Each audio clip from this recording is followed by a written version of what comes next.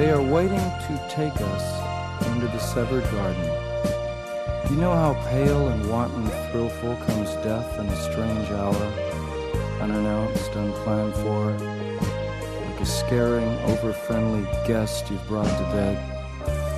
Death makes angels of us all and gives us wings where we had shoulders smooth as ravens' claws.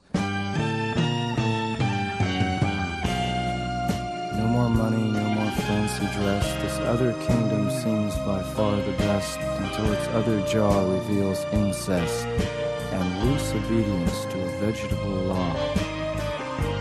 I will not go. Prefer a feast of friends to a giant family.